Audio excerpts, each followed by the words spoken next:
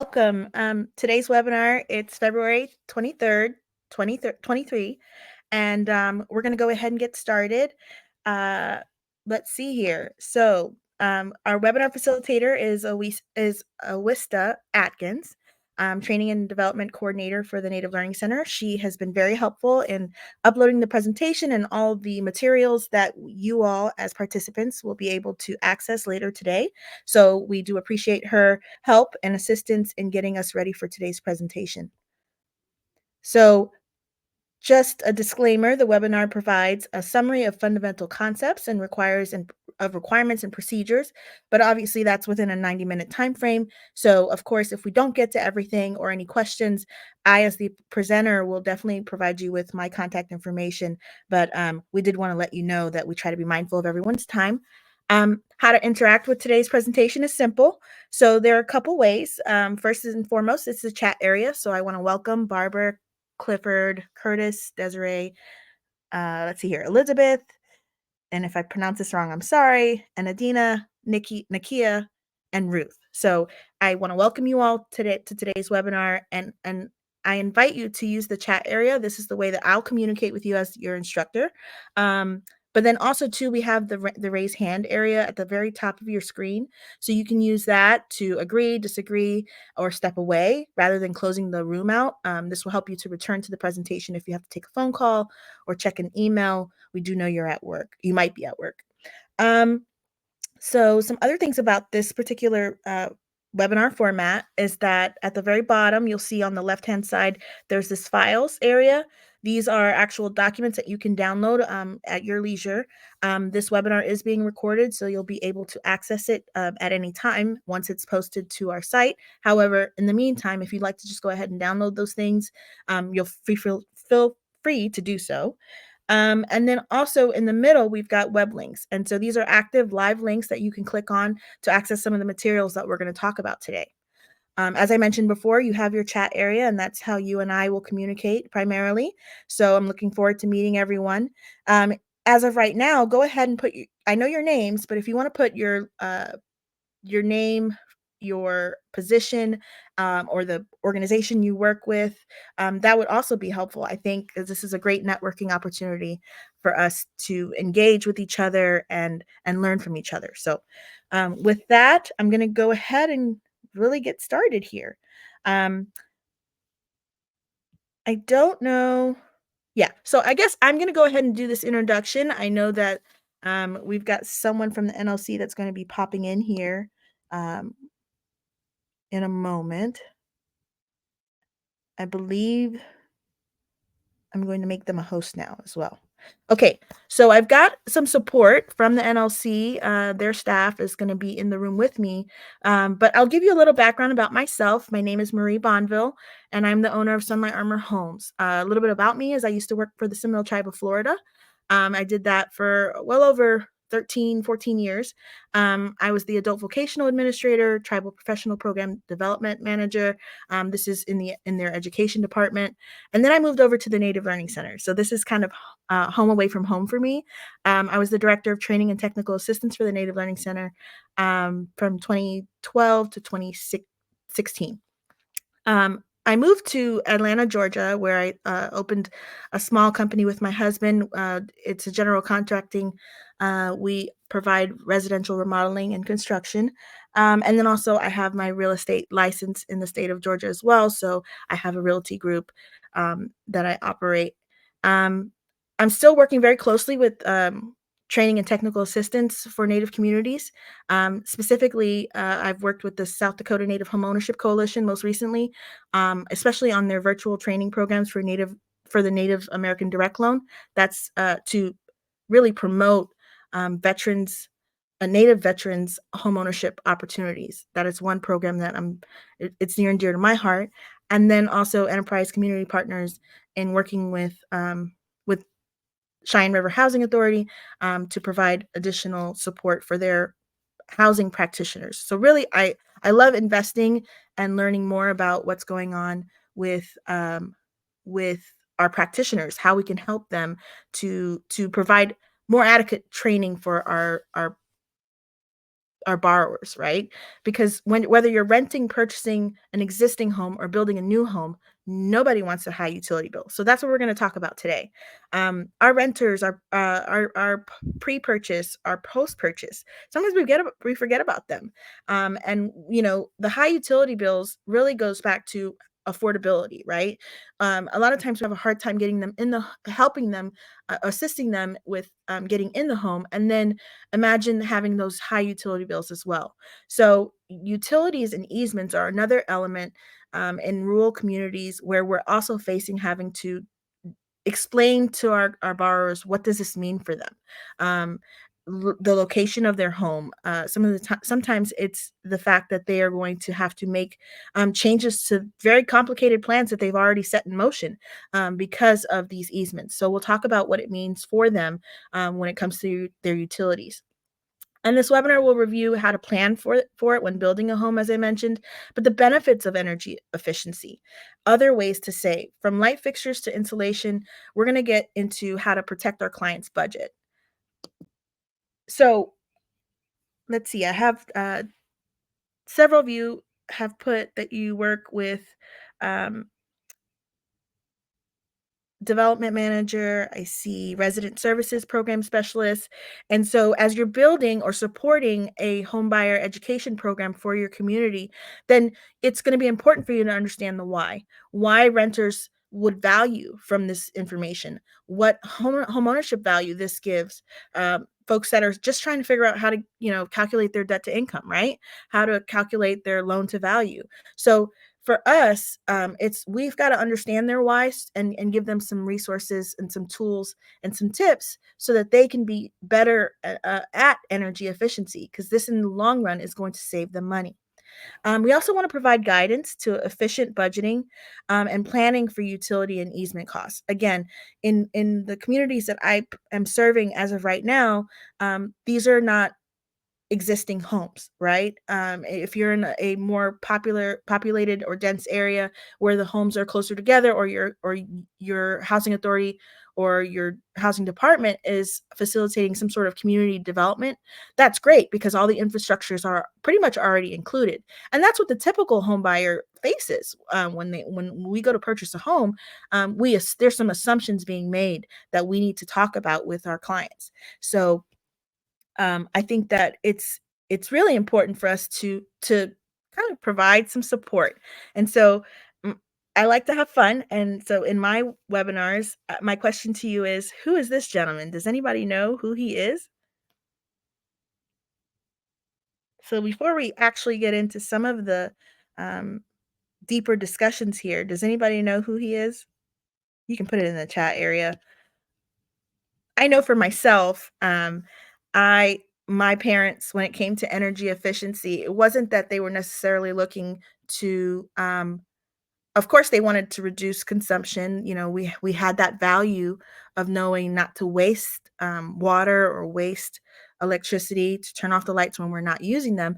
But it was a little bit, I think, for my parents, it was more so, "Hey, I don't want a high utility bill, turn off my lights," you know? My dad, he used to say, "Is my name FPNL?" We lived in South Florida, so that FPNL is the Florida Power and Light, and he would say, "Is my last name FPNL?" Which was a key signal for us that we were not related to the power company and that they weren't gonna give us any breaks. So, I think that in every family, there's a little bit of that. So my question to you all um, is there an elder that you remember pro giving you some sort of energy saving tip, tool, or attitude, or a way in which that they wanted you to conserve, right? It's now I do that to my own kids, you know? I'll say, "MIFPNL," they have no idea what I'm talking about because I live in Georgia now, but the reality is it sticks with you. So, Elizabeth got it right. It's the insurance guy who is concerned about young home buyers turning into their parents. So it's the progressive. Dr. Rick is his name. And I had the video. I wasn't going to show it to you, but this is what I typically give when I'm having my trainings. I will do this for and show the video of this particular guy. It's really funny how we can turn into our parents when it comes to buying a home, and we start to do some of the things that they do. But we are in a new environment where there are things that our parents didn't have access to: more energy efficient appliances, information resources, rebates. We'll talk about that a lot today as well. So again, while I'm moving on with the presentation, feel free to type one thing that an elder used to say or do to save energy, because these things stick with us. And I think that when you're talking about this with your clients, prospective clients, that this is going to be helpful. So utilities in general are the basic services that your home, apartment, or business needs to keep itself comfortable and functioning, right? Um, Common utilities include your water, your sewer, your electric, gas, trash collection, and then also the recycling if that's available. Now, consumed by the general public, these particular companies are definitely strictly regulated, both from the federal, state, and then tribal regulations as well. And so it's really important that, because of the essential nature of the products and services they deliver, that our clients know more about it. So some of these slides are meant for you to borrow, take, use, and turn into things that you can provide for your clients, because a lot of our homeownership curriculum material may not have the newer information in regards to what energy efficiency will do for them in the long run. So feel free again to download those slides. So these utilities include the generation, which I think sometimes we forget about. So it's the generation of the power, transmission, and its distribution. Natural gas, for example, that's the drilling and the distribution. Of course, you got water, which is that treatment, and sewage, which is the collection, treatment, and disposal. So a lot of these elements sometimes are happening now within our tribes. Many of them have started to um, branch out and utilize the resources available to work independently to find solutions for energy independence. But I do think that, one thing our clients know is that these utilities companies, they are definitely some of them publicly traded, to the point where they're making billions of dollars, right? So this is just a snapshot of their gross capitalization in May of 2022, right? So not that long ago. So when you've got that uphill battle of trying to talk to them about energy efficiency, and they simply say it's either too expensive, or their utility companies are making their money, and why should I care? Then we have to dig a little deeper. So the renter's why. At the end of the day, they may not want to change um, their behaviors because they think it doesn't affect them. I know for myself, renting 20 years ago uh, would have meant that all my utilities were included, and so why I might not care, right? Thinking that it's included, but there is a pass through cost. It is eventually. Now most renters are actually independent. They're getting their own electricity, their own water, their own bills in their names, which could be a benefit to them, because now they have a relationship with the utility companies that we didn't have before. So I think that bare minimum, you can help change habits and behaviors, and that can save them money, both in the short term, and uh, they may feel it when they go to renew. If they have these conversations, we'll talk about having a conversation with with either their excuse me, with their property manager or with their landlord. But this is about changing habits and behaviors to help them save money, and it'll give them long-term benefits, right? Because as they move into that pre-purchase or purchase mindset, they'll be much more effective in making decisions. Yes, this presentation will be shared. It's actually in the files area, so you can download that. And if it's not there yet, someone from the NLC will go ahead and upload that to the files area as well. So going back to renters can have more control over their budgets in the long term, and this will lay a greater foundation of homeownership. And I truly believe that. I think renters education right now, I would love to focus on building a native centric renters curriculum that focuses on that particular control that I think so many of us want to have when it comes to finances. And where renters may not feel like they have that control, especially when it comes to energy efficiency, this is one way we can give that to them. The homeowners why is a little bit easier to cite, right? So we can tell them that this is going to help them save money in the long run. Um, Existing homes. So if you're if you have the ability, if your members have the ability to purchase existing homes, then of course, older appliances, older the home is probably the most affordable option for them, right?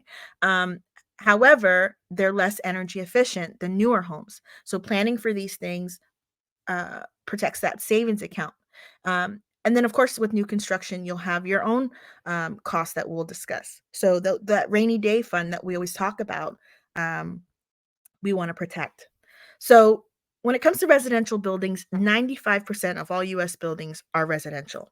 The 50% of residential buildings account for the peak demand on energy. So back before the pandemic, if you came home between the hours of 4 and 7, right, that's peak time, and your utility bill might have sent you, or company might have sent you some sort of reminder that there's a peak to the grid itself.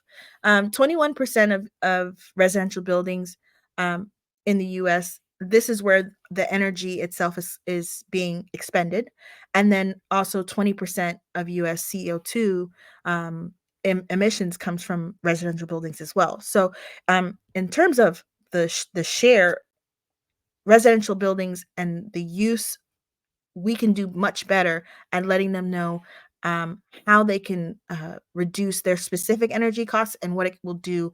I think uh, um, from a a national perspective, because the reality is you want them to have both hats, right? You want them to say, this is how this affects you, but this is how it affects your neighbor.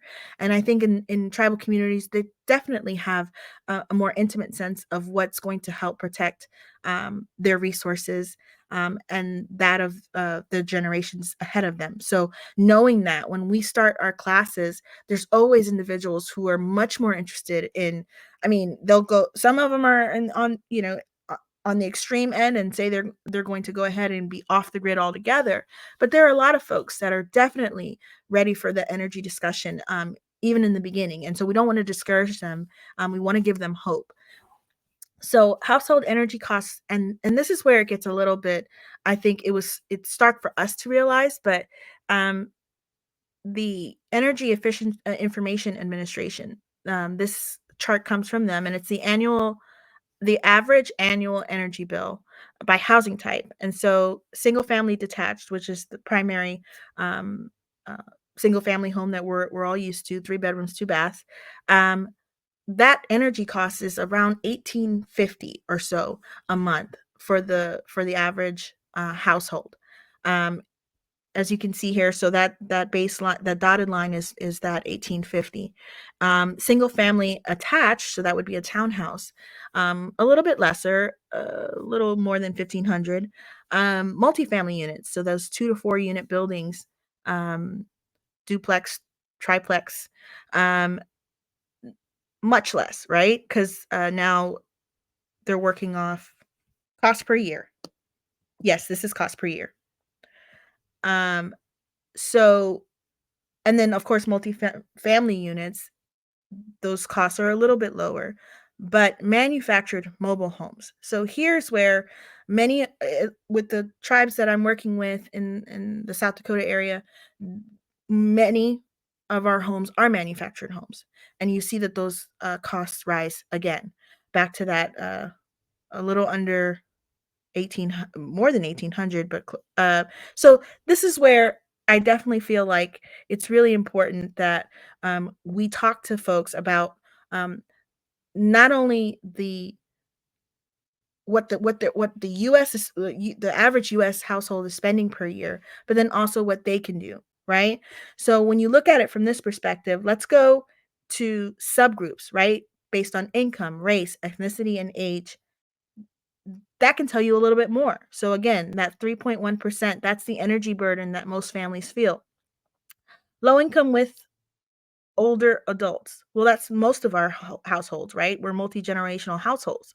So when you look here, you'll see that that cost burden is triple that of the median energy burden at 9.3%. Low income with with a disability, 8.7%. Low income, 8.1%. Low income with children under the age of 6. And I do have this slide pulled out so that way you can get a, because I know this particular graphic may not be easy to read. Low income with children under 6, 7.1%. So definitely much higher than that 3.1%. And then no low income or non-low income under the energy burden that most people feel. Native Americans lead in terms of the higher number in energy burden than any other race or ethnicity. And this is because some of it is because of the fact that we do have the usage of manufactured homes that we need to consider and factor in our in their selection. So um, and of course the extremity of where some of the households live and their climate, and there's a lot of other factors that we need to discuss. But I do feel like it was really interesting for me to see this particular graph and what it meant for my clients. Older adults, 65 and older. So if you're in a fixed income, you're the chances of you, the likelihood of you being over the energy burden of 3.1% is high. Renters also feel a, a higher energy burden than homeowners do. And then of course, if when you get into multifamily, then you're also seeing in terms of the type of homes, um, that there's an energy burden there. And I wanted to focus in on built before 1980 because most homes, the discussion on energy efficiency and homes that will need the type of support of getting rehab will be in that range. So let me just double check the chat area here. No questions. Alrighty. So, nearly one third of U.S. households report facing some sort of challenge in paying energy bills.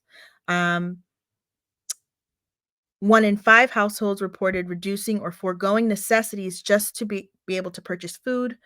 So they would forego necessities such as food and medicine just to pay an energy bill. And then the common reason reported for individuals to even use payday loans, predatory lending, is that they needed to pay their utility bills. So this energy cost burden is real, and this is how it's reflected in people's behaviors. And so we want to be able to discuss what housing elements drive high energy costs. So in our communities, of course, um, the most important thing I wanted to highlight here is that space heating and cooling make up over half of energy use in a home, right? And so if you're a visual learner, I have something that will show it to you in terms of the amount of space it takes up in terms of the larger amount of energy that's being used in the home. Space heating and cooling make up almost over half of the energy use. Of course, your climate, home insulation and air sealing, duct inefficiency, so how the ducts were ran, the window integrity itself, and then the temperature set points, which of course the setting your temperatures is a behavior, but it is something to consider on why those costs are so high. Other features to a home that experience higher energy costs per person include homes that are heated by fuel, oil, or propane, homes located in the New England, Mid Atlantic, and rural areas. Of course, if the home is larger by square foot, and if it's an older home, then of course it's going to have those inefficient energy features. Single pane windows, for example. Energy consumption breakdown. So, as I mentioned, as a visual learner, space and heating takes up 43% of the amount of energy necessary to maintain a home. Water heating is 19%, lighting 5%, refrigerators all by itself. It's usually one household has a refrigerator, maybe a deep freezer, 3%. You've got space cooling, so that's, also an element, but not nearly as much as space heating of your home. And then, of course, all the other electronics. And now, post pandemic, there's so many things plugged in that you can imagine that number might even be higher than 21%. This particular statistic was taken in 2020. So, how can we help them reduce costs and those energy burdens and help them see the smart investment that home energy features have, and that in that it'll pay the clients back um, via energy savings over time, right? Long-term gain is really hard, but when you talk about quality of life, our clients, um, they listen, right? So we can talk about the increased comfort that comes from being in a home that you can utilize every room, right? There's always one room that has a draft in the winter, or that's uncomfortable in the summer. So talking about that would be helpful. And then improved health outcomes, right? So once we start to um, insulate attics and make sure that there's adequate insulation and moisture barriers in the home, then you have a reduced uh, element of having mold, right? And other sort of health related concerns, pests and things like that in the home. So it improves health outcomes. The peace of mind of knowing that as a homeowner, you've gotten in control of that, and increase control over the temperatures of your home. Certainly increase control over the bill itself as it comes each month. And then, of course, the draftiness that homes can sometimes experience in South Dakota, certainly. I mean, those temperatures this winter in particular, these are the types of things that we can talk about with them. And then, of course, the intrinsic value of reduced environmental impact, which we all benefit from.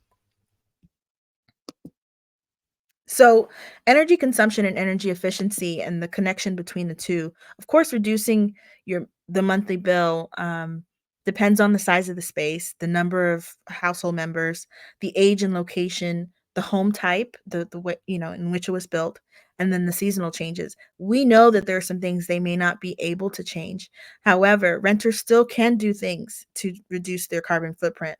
And here's what I think are just those things that you can run through a list with them, and remind your renters, those folks that you're serving, that adjusting the thermostat if they don't know how. This is how you would do it and when you would do it, right? So in the winter, set your thermostat to 68 degrees Fahrenheit when you're at home, and lower when you're away. In the summer, set it to 78, and then when you're home, raise it when you're away, right? Because you're not there, it doesn't need to be as comfortable. Using a fan, of course, in a home. These are old school things that our parents probably discussed with us. Let me see if I've got anybody who answered the question. Um, Going back to like what our parents used to do. My dad in the summer would take. We had a air conditioner unit that was in the window. And it had a very specific type of plug, and this particular plug, you couldn't just it wasn't interchangeable, right? So he would take that with him when he left, and that was his sense of control because he knew we couldn't turn it on, you know? Um, but I do think that, uh, th when it comes to, these things that seem like common sense, it'll be helpful for them to know that it is going to have an effect on their utility bills. Power strips, this is another one that I think is really helpful. One, because it eliminates the standby power that is, they call it energy vampires. It's probably an easy way, visual way to look at it. But it's when things are on. If you go in your kitchen right now, how many things are plugged in that you're not currently using? So it's important to look at that and say that there's a way to be more effective with the things that are plugged in our home. And we've got so many things plugged in these days when it comes to our Wi-Fi and our technology and all the other things. So being mindful of that um, is a good start. Energy Star. So anything that has Energy Star, That particular logo is a program developed by the US Environmental Protection Agency, and it's designed to help us make better decisions. Um, when you look for appliances that have the Energy Star logo, that means that they've been certified, and that they can save you up to 30% more on your energy compared to the non-certified appliances that are out there. So, Energy Star is one of those things that definitely can um, help our renters, if they're responsible for purchasing their washer and dryer, for example. Um, Now, this does mean that there could be a higher cost to these particular appliances because they are more energy efficient, but these savings are well worth it. And so, in addition to that, there are rebates and incentives that purchasing the appliances can provide them, both in the store, rebates through the manufacturer, and then also rebates that might be available um, by the manufacturer. So, of course, LEDs, everybody knows now that we as a country have moved to more efficient lighting and lighting sources. Excuse me. Excuse me. But energy efficiency, when it comes to LEDs, is because it uses 80% less energy than traditional incandescent bulbs and up to 50% less energy than fluorescent bulbs, right? So the ones that we usually see in our offices. The longer lifespan when it comes to our elders and our elder, if you're managing those units, then you know that this can help them as well because they don't have to change light bulbs as often, which could be a real cost saving there. It's environmentally friendly. The fact that we don't have to use them remove them or replace them as often means, excuse me, um, because we don't have to replace them as often, there's less waste that gets produced from these bulbs.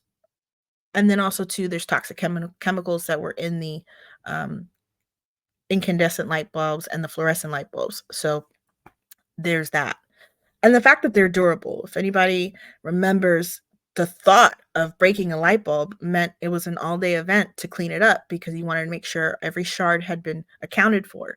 But these LED lights are definitely more resistant and to shock, vibration, temperature changes. So that also makes them good outdoor lighting sources um, and places like, our elders or our children's bedrooms.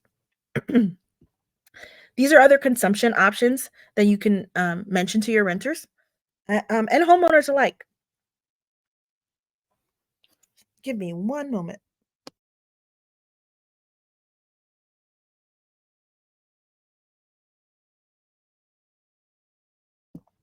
Short tickle in my throat. So I wanted to get that out. Sorry. So seal air leaks, right? So this is one that definitely, if they are looking to um, do any sort of protective work on the outside, weather stripping is a good thing. Caulking to seal air leaks. And I know that some renters may not be allowed to do these things, or they need to go through their landlords or their property managers to get um, the support that they need. But it's a good thing for them to be thinking about this. And if it's something that is brought up, then as a housing authority, I think it would be a good idea for us to start that conversation with them if something is needed in the unit. Outlets and light switches. So this is one that I found interesting because I never really thought about it like this before. But they're essentially holes in the wall that allow air to flow through. So switch plate insulation is a thing, and it's available at most home improvement stores and can be very helpful.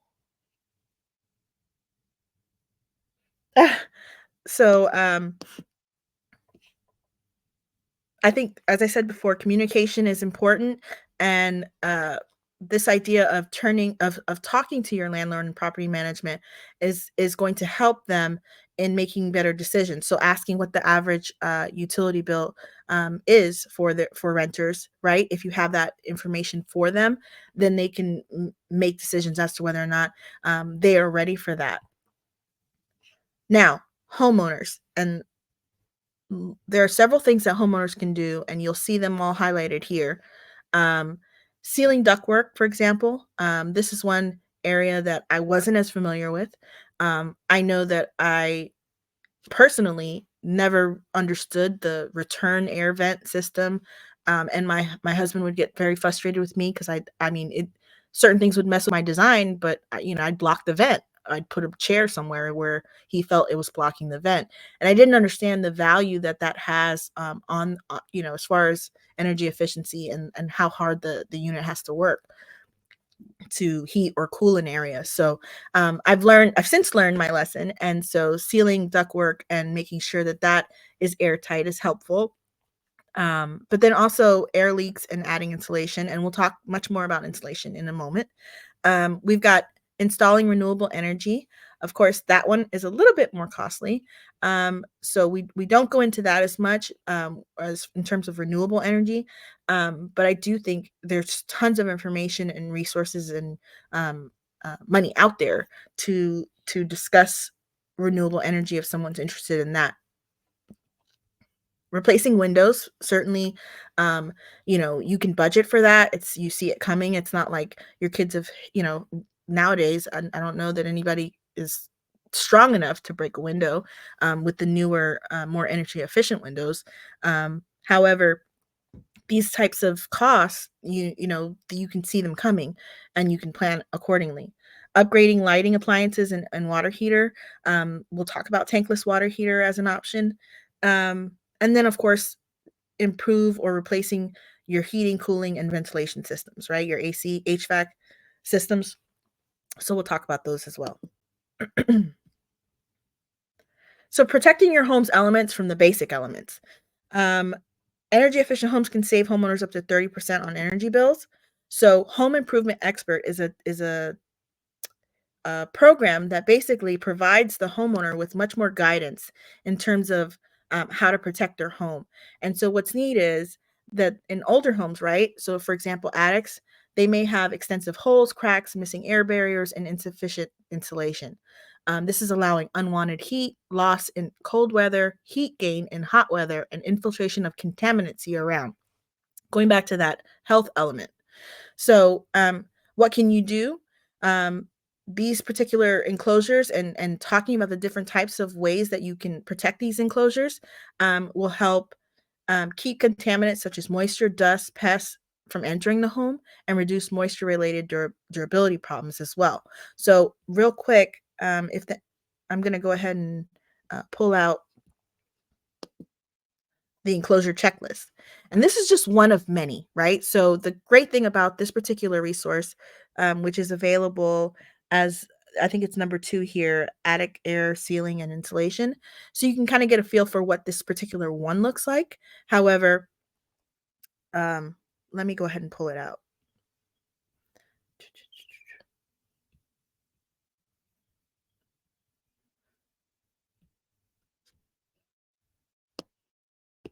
Okay, so I'll make it a bit bigger so everybody can see it. So of course, it's going to talk a little bit about Home Improvement Expert, what it is and how it works. But essentially, we know that not everyone has access to one in our communities. Many individuals are very handy, capable of doing some of this work, and so that's a savings and cost saving as well. But if they do need to hire a contractor, then there are things they need to look for, and there's processes in making sure that it's done correctly, right? So this gives them a step-by-step approach to making sure that they're addressing the issue, and then it gives them the information in regards to how to prepare for it, installation of it, and then any other next steps that should be taken. And this is just one of the many parts of the home that it will cover. So let me go ahead and take that off real quick. Um, so Jenna over in the chat area said that her dad used to say, "When did you get a job to pay an electrical bill?" Oh, you didn't. Then turn off my lights. And those. I mean, we just know that they exist. The participants get a kick out of discussing, what was done in their home. To promote energy discussions. I mean, as basic as they might have been, I mean, the underlining focus was that this would save us money in the long run, and as a family, we could benefit from that. So thank you for sharing that, Jenna. Um, in terms of insulation, there's just things that our clients need to know. For example, R value, um, what it means in terms of measuring the material, the ability to determine if the insulation has enough thermal resistance or its ability to resist heat, right? So the R value, typically here in Georgia, we put 19, R19 in the walls, which is the R value for um, insulation in our walls, but then R30 in the roof, right? And so these codes, we use the IBC, the International Building Codes, to determine what works best. But then some clients want more or need more, depending on their, the layout and the design of their home. So it's really important that our clients just know some basics. And I don't know that in the current existing homeownership discussion that we necessarily go to these lengths. And I can tell you, I understand that this is just another thing, right? You're adding another layer to what we already have to discuss with our clients. We're trying to talk about down payment, affordability. We need to talk about water, sewer, all of these things. IHS, there's so many other agencies involved that it can seem cumbersome, but I do feel like these are the kind of things that practitioners can find, the right ways to add it to their programming. So we talked about insulation, heating and cooling. Again, all of these come from that home improvement, home expert tool, and that link is available to you all as well. When we get to, there's a portion of my presentation called resources where you'll see that you have the actual links to those as well. Let me check on the chat area. Okay, we're still doing good. Okay, so the fresh air system. Um, I knew about bathroom exhaust fans. I knew about kitchen exhaust fans. I wasn't familiar with the energy recovery ventilator or the heat recovery ventilator. These are additional elements to your HVAC system that helps to recover energy from the exhaust air from the exhaust air itself, which can also lower the utility bill costs. So we're actually looking into adding that, adding whichever one will work best for our system. But these are the things you don't know unless you kind of have to continuously update yourself, which brings me to post purchase training for our folks. A lot of times we're so excited to have gotten them in the home that they're happy, they're safe, they're comfortable, they're thankful to be in their first home, and they're proud of that fact. But then what else can we be doing to provide them with information that can continue to assist them in being successful with homeownership? Tankless water heaters is another one. So one thing to mention about tankless water heaters is that they're typically 10 to 20% more energy efficient than tank water heaters, right? So, and that's just because they're not having to heat up water. It's an on-demand system. However, tankless water heaters can be 2 to 3 times more expensive up front. So knowing these costs ahead of time, we can definitely lay the groundwork so that they can be more aware. um, of course, there's conservation for homeowners as well, so things like windows and blinds, um, window blinds and drapes, are helpful. um, but then there's also this home energy score.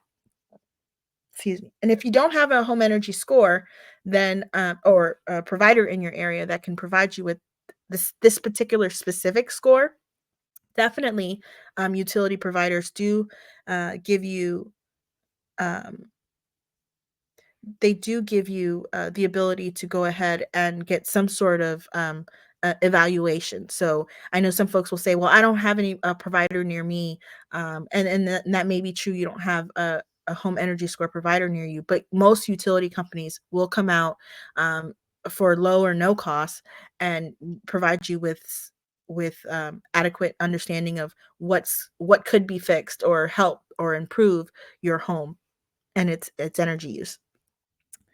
So Curtis says, "Thank you for holding the space." Curtis Brown, holistic system design, as well as consulting for both profits and nonprofits. So Curtis understands the importance of energy efficiency, and that. So, for example, um, the way that home energy score works is that like miles per gallon, which we all know of when you're trying to evaluate purchasing a car, you think about how many miles to the gallon does it get, right? Home energy score is something along those lines. What was really fascinating about home energy score is what it's able to do for our clients. Um, for for me, I was not aware that it would provide this level of detail. So here's what a report looks like, and I'll walk through it really quickly just to give you an idea. Whenever you've got folks purchasing a home, you've got one that's into the looks and feel of a home, and you've always got another who is definitely into the numbers. And so, for me, it was just a very neat layout of information in terms of, this is where the home is today at a 3, but it could be at a 7 with the following improvements, and it details what those improvements might be. So, it talks about the size of the home, the property details, its current energy use, right? So it'll look and assess what it's currently using, and then it'll give you a breakdown of each area that home's envelope, the foundation walls, um, things of that nature.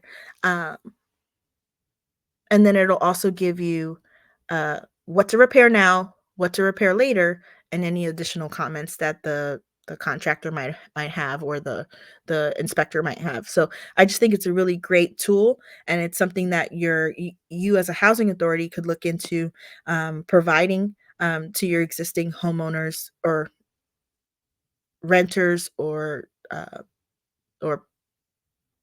those individuals who would benefit from this particular concept. It may not be the exact, again, not the exact report, but something very close to it.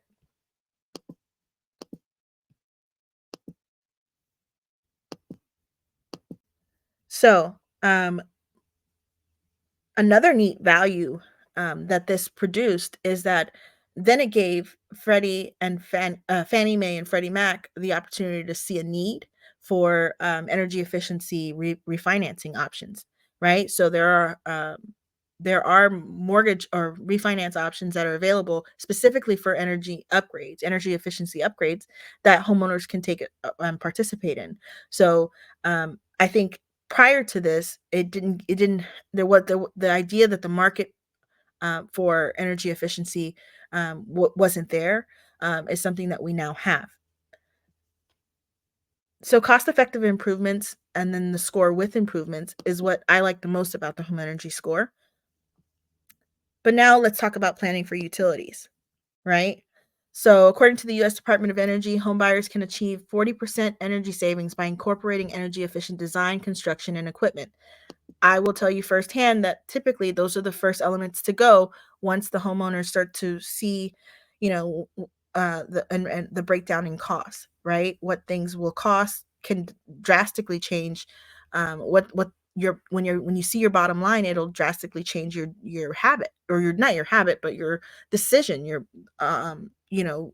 Of course you want to make the best decision you can for your family, but long term benefits can sometimes um, get superseded by the short term gain of having um, some liquidity, right? So if they're already working on their down payment, if they're already got a couple of dollars saved for moving expenses and whatnot, then energy efficiency becomes the last item to discuss.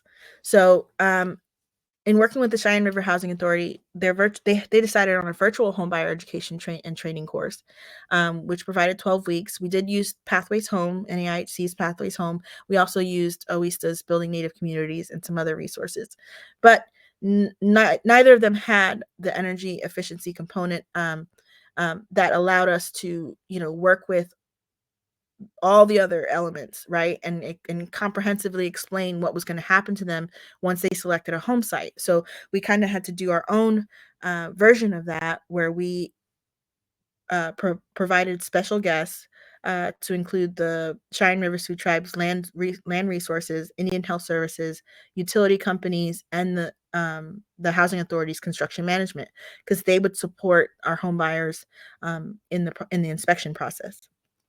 So, to give you a kind of an overview, a little bit of a short case study, the CRST land resource area, they would go ahead and provide the feasibility form to the client.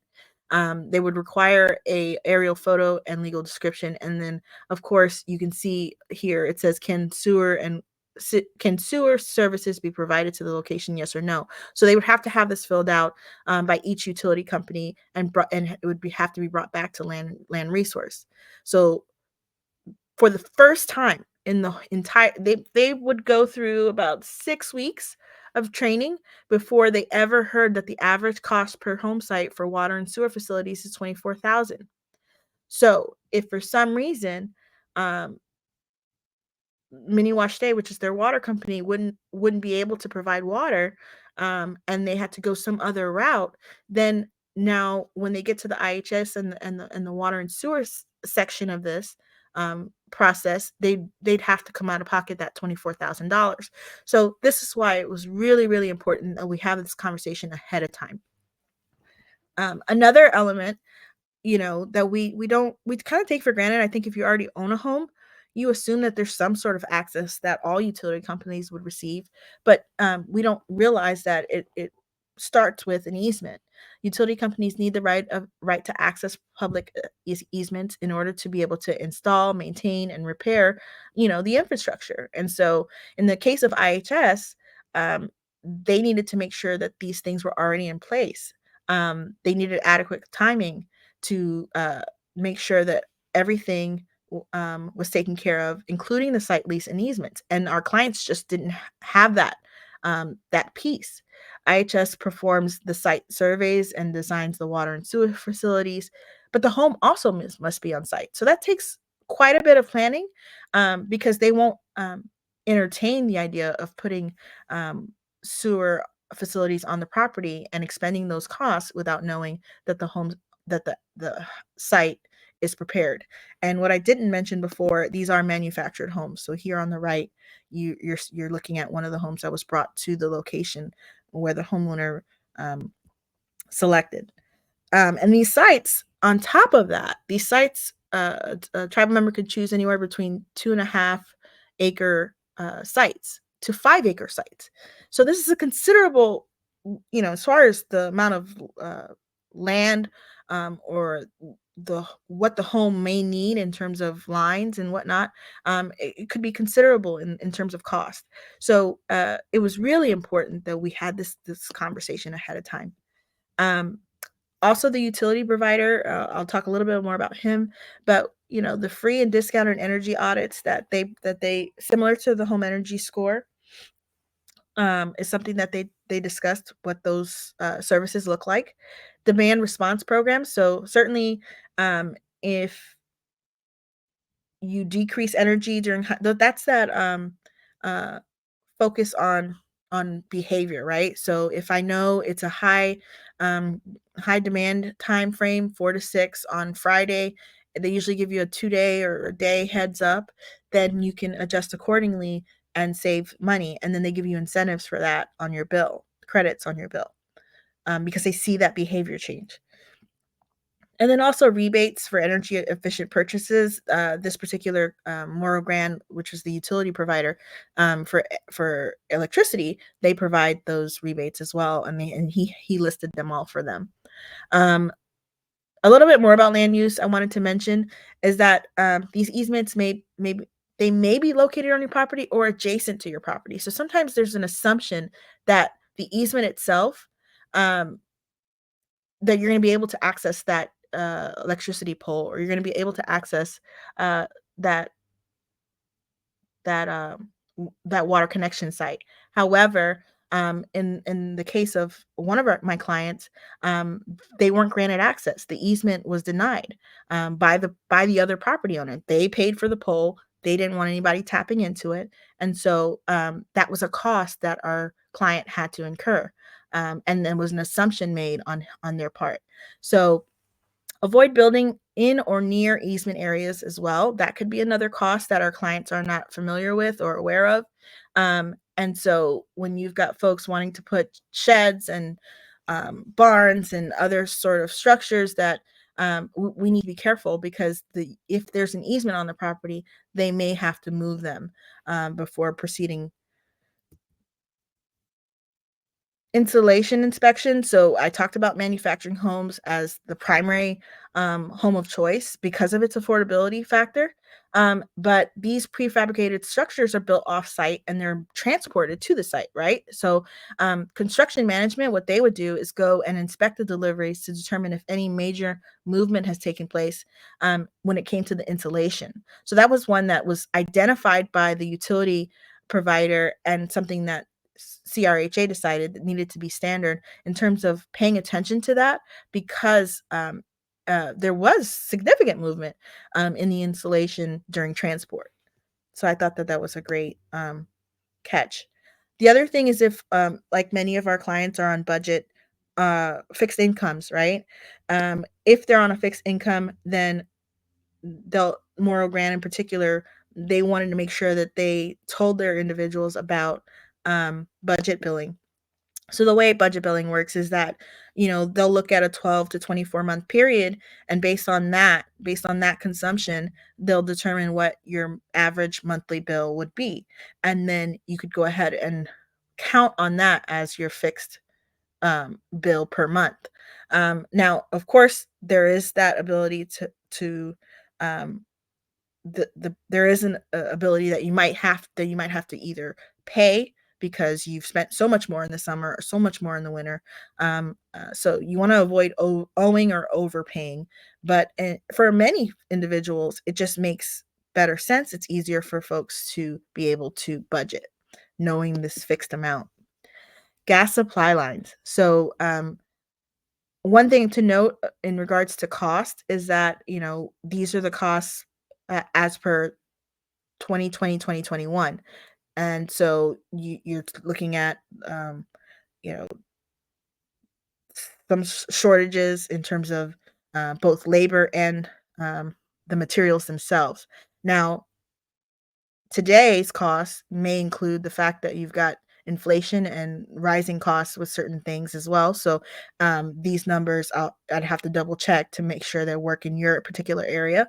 But in general, new gas line installations can cost anywhere between 15 and $35 per linear foot. So supply line costs include the labor, materials, piping, and permits. Um, but depending on the supply, the complexity of the design, and the type of pipe being used, the final cost is something that the homeowners need to be aware of. So here is a list, a rundown of what a homeowner would experience, right? Running a line from the street to the house, um, running the connection the connection to the gas main, running lines in the house, the connections to the appliances, of course, standard shutoff valves, and then the gas meter itself and the labor to install it.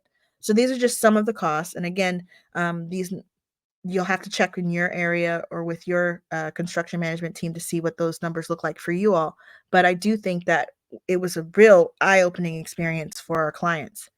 This is, again, I try to always include things for the visual learner just to kind of give them an idea of what things cost.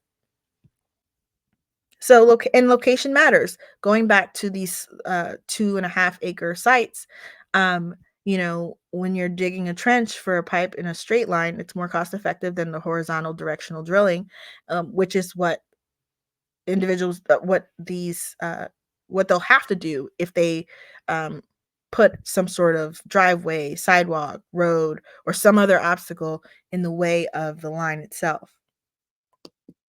So utility and poles and lines. I mentioned the one gentleman who thought he was going to be able to access the other person's utility pole, and in this particular case, it was a non-tribal member, and they didn't allow the easement or access to the property, so he had to purchase his own utility pole. And again, these are very rural areas. In some places and in some spaces, you may not have these issues, and that infrastructure is readily available. There is a difference between easements and right of ways, and so in some cases, if you have the development and you have the infrastructure and you're able to tap in, some of these issues are not issues for you, which is great. But in rural areas, this is what our clients have to experience. So, for example, a standard wooden utility pole can cost anywhere between $200 to $500, whereas a steel pole can cost $2,000 to $5,000. And depending on where you live, you may be required to have a steel pole versus the wooden pole. So it just depends. And again, these installation costs can include excavation, grading, site preparation, and those labor costs. But it's something our clients need to know. Tap fees, even if you have those access to these things, there is a one-time utility tap fee that typically is charged. Again, this is with planning new homes on the property. But this affects affordability for many. So one of the things we decided to do, and we're still in the process of working on it. So this next slide is kind of a work in progress, but we took a look at what home builders provide their clients in terms of anticipation, right? What to expect. And you can kind of see it here, but this gave a pretty good indication to folks of when the inspection processes would take place, and when they might have a delay in terms of weather and other things that might delay the pouring of the slab, right? The uh, rough plumbing that might go in, etc. But it also helped folks determine, okay, well, when I'm making certain decisions in terms of gas lines, natural gas versus electric, or making decisions for energy efficiency, or how long will it take for me to make before I have to make a decision, this was very helpful.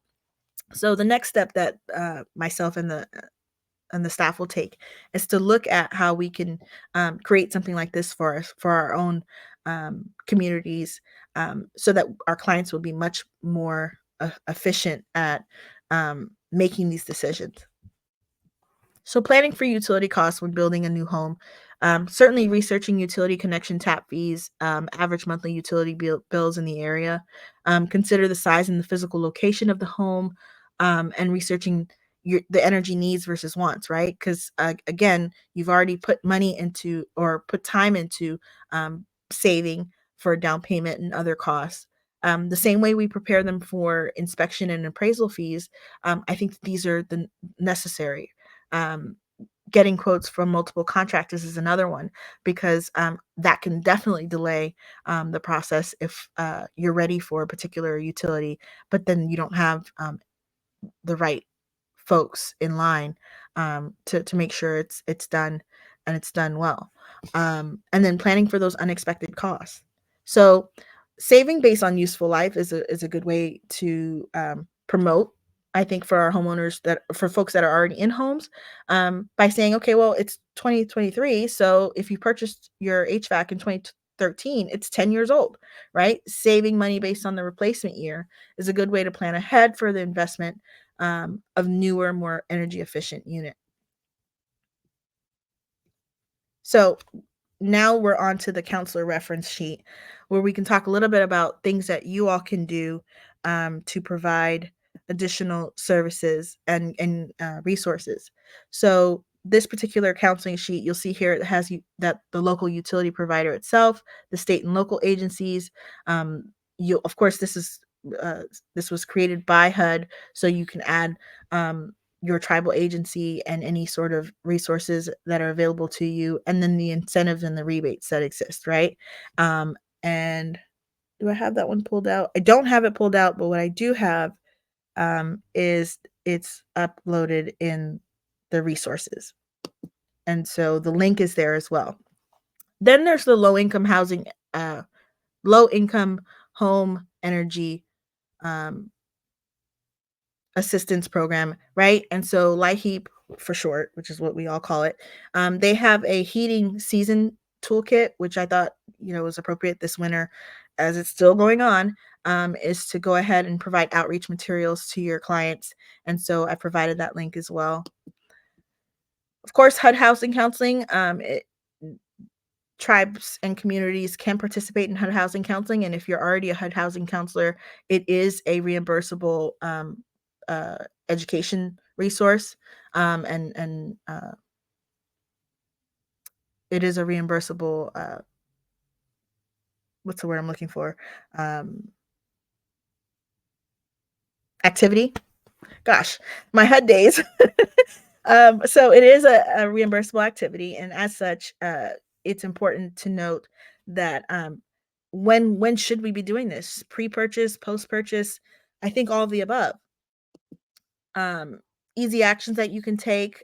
We talked about the fact that renters, there's an inequality that exists among renters and energy efficiency, and so one thing we can do to empower them is to give them some easy actions.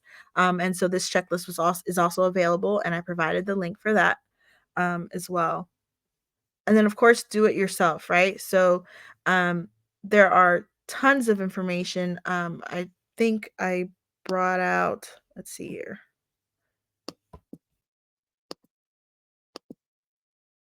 Um, oh, the attic air sealing, that's just one of many, and so this is what it actually looks like. Let's see if I put it in here.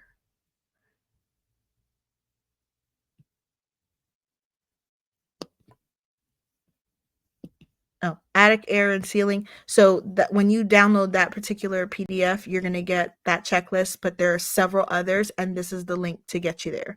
So do it yourself energy savings projects. Um, this is a neat tour that you're able to take. And the great thing about this tour is that it allows you to um, review an energy efficient home. And each time you stop in different locations within the home. So for those tech savvy folks that like the 3D environment, this gives them on demand information. They can click on the windows, the doors, the um, appliances and things of that nature to see what energy efficiency is available. And then, of course, working with a contractor, there's guidance and resources on that as well.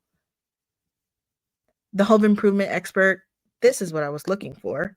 As you can see here, enclosure upgrades, this is the link for it, but you see what I mean? There are so many more checklists and things just under that one enclosure upgrade. And then, of course, there's the others when it comes to water, um, the efficiency of your windows, things of that.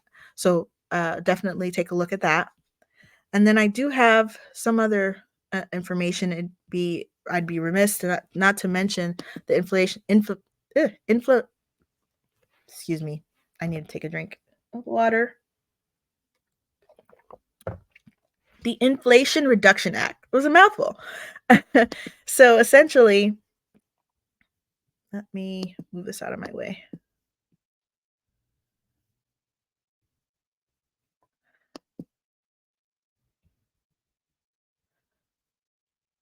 One moment. I'm just having my screen that seems frozen. Well, in a nutshell, the Inflation Reduction Act, I should just say RRA for short, it provided 3 billion in tax credits resources over the next several years. So it's going to reduce carbon emissions by 40% by 2023, excuse me, 2030, and it'll make homes and provides home energy credits for home improvements up until 2023. So excuse me, 2032. So um, these are the equipment that's eligible for tax credits, and that includes heating and cooling tax credits for air source heat pumps, central air conditions, hot water boilers, and that's both natural and propane and oil, furnaces, both natural and oil. Um, Water heating tax credits are for heat pump water heaters, and then also for water heaters, and that includes natural gas. So the list is here, and what I was trying to do, and it blocked me earlier. Let's see if I'll get to it. Um, is I wanted to show you the breakdown, and I couldn't find. There it is. Technology. It can be our friend when it wants to work. So as you can see here, you've got the tax credit available for 2022, which was this last tax year, and then updated tax credit for 2023. And so this is what you can show your clients in terms of what will be available to them. So you've got solar, which is that electricity. It's 30% of the cost. So anytime they make upgrades to these particular equipments, the tax credit will allow for 30% of cost. Battery storage, 30% of cost. That's new. Under heating and cooling, as I mentioned before, these are some of the things that are included for our homeowners. Biomass stoves, that's new. In that it was $300. That's the only credit they were allowed, and now it's up to 30% of costs with a max of $2,000 per year, right? Um, then there's some other things, geothermal heat pumps, 30% of costs, solar water heating, 30% of costs, efficient air conditioners, 300 in 2022, and now that's 30% of costs. And you can see it's up to 600 on several of these items moving forward. Efficient water heating equipment, so going back to that tankless water heater, if somebody's been eyeing it, um, starting this next tax year season, you'll be able to get 30% tax credit on that. 30% of costs, of course. Um, Installation materials, 10% of cost is what it is currently, 30% of cost in the future. Same with windows, indoor skylights, etc., including skylights. That's good. Exterior doors, home energy audits. This is new in that they're hoping that it'll get utility companies to certify more individuals and also nonprofits to be much more involved in this process as well. And then home electric vehicle charger, 30% of cost up to 1,000 is what it used to be, and it'll be 30% of cost up to 1,000 still. I think this will have to change at some point, just because I do know that it the home electric vehicle charging and charging stations are going to just increase over time. People are going to want them in their home, and then it says here that the IRS will soon publish further information on the eligibility requirements of the home electric vehicle chargers, but we do know that the credits are intended for residents of non-urban or low-income communities, right? So that's a good thing to note. So let's move this out of the way. So again, there's LIHEAP, which is each state and tribe, your local tribal resources would be able to tell you more about LIHEAP and how it helps to provide financial assistance to for utility bills and home fuel costs, rehabilitation loans and grants for clients. But it's a great resource that and one that I think when we go back to that checklist, we'd put that down and find more information for each individual location. And then, of course, energy savings. There's also weatherization assistance programs that are available. And both of these programs, both LIHEAP and the weatherization assistance programs, work well with your IHBG, or if you're awarded ICDBG funding as well. So a lot of times, as a contractor going into homes, you find that, of course, the homeowner starts with wanting energy efficient, but once they get into the walls, once they see that they're, or maybe they're going into the walls first, and then at the end they'd like to add some energy efficient efforts, then it's good that you're able to use those funding sources for both and leverage those resources.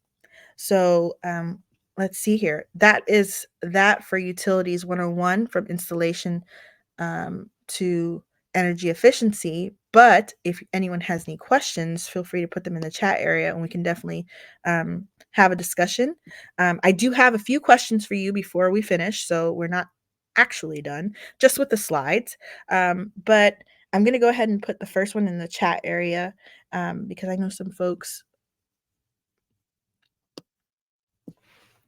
these are just helpful to me to be able to make sure that folks, which of the following has the highest demand for energy in the residential home? Heating, cooling, or appliances?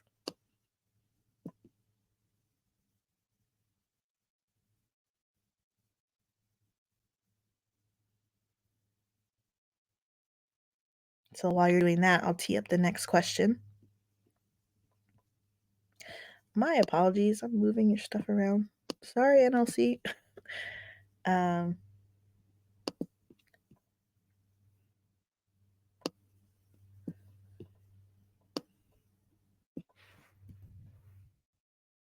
okay, so we've got a mixed bag. A couple folks said heating.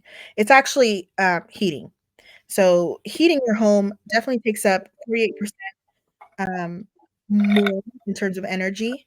I think Hervins, your mic is on.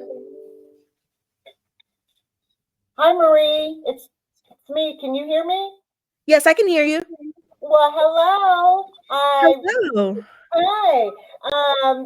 If you want to continue answering any of the questions, and then I'll close it out. Yeah, that'll work. Thank you so much. I appreciate Anyone it. else have any questions for Marie? Well, if they don't have questions for me, I still have questions for them. Where do you think energy efficiency is best discussed, pre-purchase or post-purchase, and why?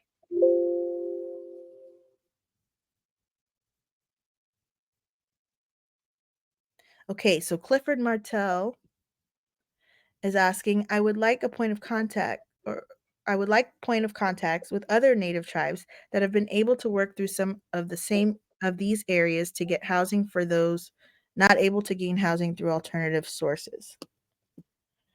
So Clifford, I will open it up so that folks can go ahead and respond. But in terms of point of contacts with other tribes, I can definitely connect you with the individuals that I've been working with to to get more energy efficient information out to the communities that I work with in terms of home buyer education. So definitely, I think that you're on the right track of making sure you can connect with folks that are going to help you with uh, now, it says here, work through some of these areas to get housing for those not able to gain housing through alternative sources. Is it for the home itself or is it for energy efficiency specifically? Because who comes to mind is Sharon Vogel with Cheyenne River Housing Authority, the executive director. Um, but yeah, I can definitely get you that contact info.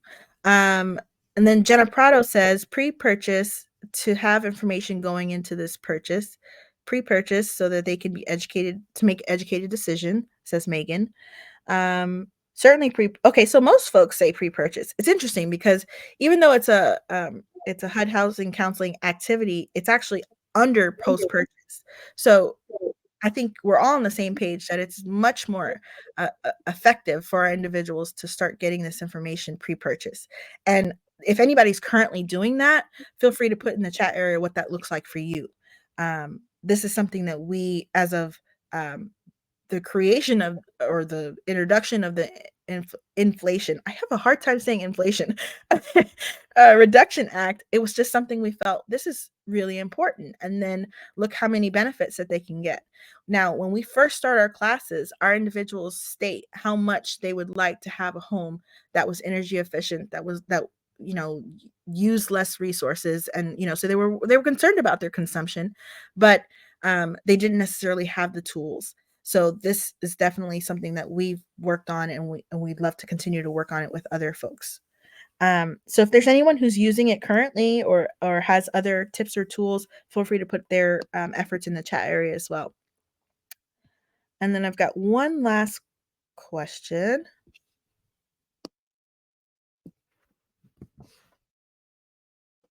I'm going to go ahead and put that in the chat area as well.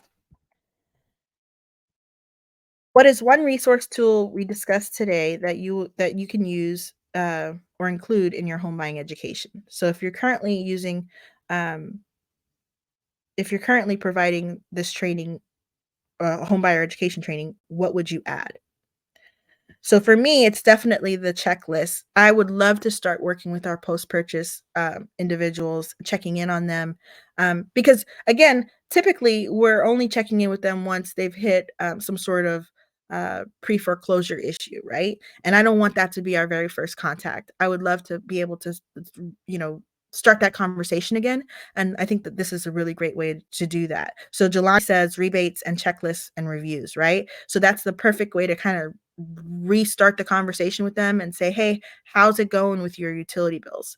You know, I mentioned that statistic that, usually it's the utility bill that might lead somebody to use a predatory lender or a payday loan option or some other version that it's not as helpful to them. And maybe by then you also have some resources that are available in terms of utility bill assistance. So it's going to be helpful, I think, for all of our communities if we start to include this in post-purchase trainings as well, or communication, post-purchase communication. So great. Thank you so much for answering my questions and for facilitating this conversation with me on energy efficiency. Does anybody else have any questions for us? I'm going to be here for a while in the chat area if I don't Thank you see so much, any Marie. additional. Marie, can you hear me? It's Hervins. Yeah, I can hear you, Herbins. Yes, I see a couple of folks still typing in the chat right now. Great. So I think we might have a couple of more questions before we close it out. Great. But while we're on that point, I wanted to introduce myself. My name is Monestein. I am the new Training and Development Manager here at the Native Learning Center. I'm happy to announce that this is my second webinar with the Native Learning Center. But your presentation was very informative, Marie. Very thorough presentation. Job well done. I just wanted to comment that. And then I also wanted to announce that we have a post webinar survey that we're going to ask everyone to, please participate with and fill out to help us improve our future webinars and our services that we offer here at the NLC. If you give me one moment, I'll go ahead and launch that now. Today's survey. And the survey has been launched, I believe. Let me know if you all are seeing it on your end.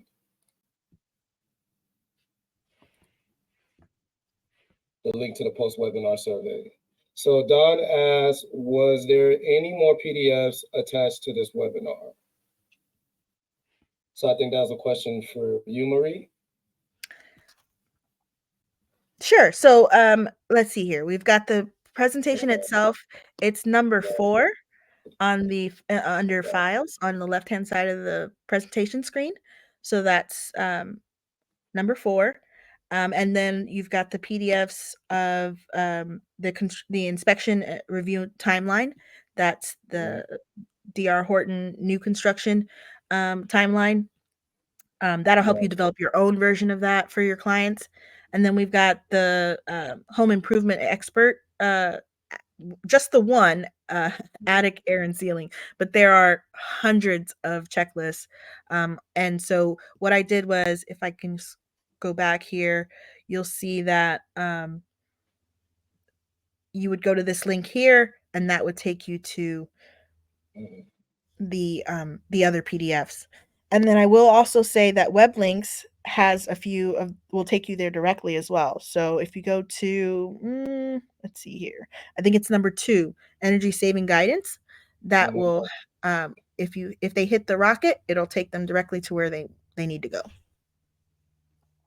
Okay, perfect. And then I see some Galen responded that no, this is everything. Okay. All righty. All right. Any other questions, comments? Oh, I do see there is a comment or a question that I will have to get back to William on in regards to a good number of energy use per square foot. I don't have an exact number per square foot, but that is something I can find out. So you and I can find out together, William, and I can email that to you or to the group if I can. The NLC can let me know if that's a possibility. But I can definitely talk to my folks and see if the construction manager has that. Let's see here. The only other thing I think was today's survey. So yeah, there's a survey. Yeah, there's a slide for the survey. I did launch it. Let me see if I click it again. Perfect. Yeah. Okay. Perfect. There it goes. Yes, it's launched. All right. Very good. So that's the link for the survey. Again, if you all could just do us a big, big favor and complete that post-webinar survey to help us improve our future trainings and our future presentations. I think we have a couple of other slides here. Okay, so here is a slide for our next webinar. If anyone here in attendance today would like to attend, This is the Pasquale-Yaqui, a case study and comprehensive planning and managing multiple projects at the same time. Presented by Adam Rose, Director of Partnerships and Growth at Travois.